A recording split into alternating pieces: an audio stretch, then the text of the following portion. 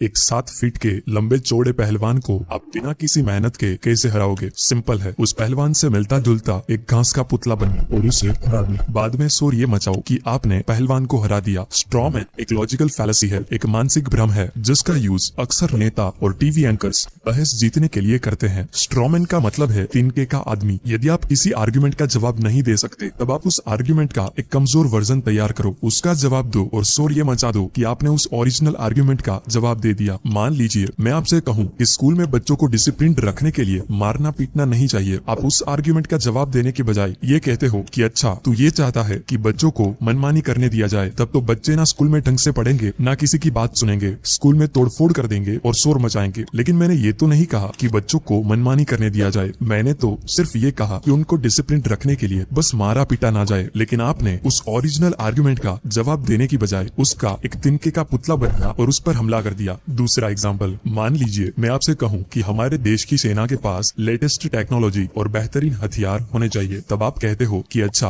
तू ये चाहता है कि सरकार स्कूलों में पैसा ना लगाए, अस्पताल में पैसा ना लगाए, एजुकेशन, हेल्थ और गरीबों को भूलकर सारे पैसे सेना को लड़ने झगड़ने के लिए दे दिए जाए। मैंने तो ऐसा नहीं कहा, मैंने तो सिर्फ ये कहा कि सेना के पास लेटेस्ट टेक्नोलॉजी और बेहतरीन हथियार होने चाहिए। आपने उस आर्ग्यूमेंट का जवाब देने की बजाय उसका एक स्ट्रॉमैन बनाया और उस पर हमला कर दिया। 3 इडियट मूवी में एक सीन है बेच फोटो सेशन का, जिसमें रेंचो बोलता है कि सर हमें ना ये रिजल्ट्स नोटिस बोर्ड पर लगाने ही नहीं चाहिए, किसी की कमियां किसी की खामियां हम क्यों खुलेआम सबके सामने पेश करें। तब जवाब देने के लिए वायरस स्ट्रॉमैन फैलेसी का यूज करता है। वायरस बोलता है तो बेसिकली तुम ये कहना चाहते हो कि मैं 1 बाय 1 सबके रूम में जाऊं और कान में रिजल्ट बोलूं। लेकिन रेंचो ने तो ऐसा नहीं कहा। 2024 लोकसभा इलेक्शन के दौरान एक बार राहुल गांधी ने कहा था कि इंडिया में 70 करोड़ लोगों को मिला के जितना धन बनता है उतना ही धन देश के कुछ 22-25 लोगों के पास है। अगर 2024 में हमारी सरकार आएगी तो हम इस वेल्थ इनइक्वालिटी को खत्म करेंगे। हम फाइनेंशियल और इंस्टीट्यूशनल सर्वे करेंगे और लोगों को उनके हक का पैसा दिलाएंगे। लेकिन मोदी जी ने काउंटर आर्गुमेंट में पब्लिक स्पीच के दौरान ये बोला कि माताओं बहनों, कांग्रेस आपके घर में पड़े सोने का हिसाब करेगी। आपने मेहनत से कमाई सारी संपत्ति का हिसाब लगाया जाएगा और उस संपत्ति को लोगों में बांट दिया जाएगा। लेकिन राहुल गांधी ने तो ये नहीं कहा।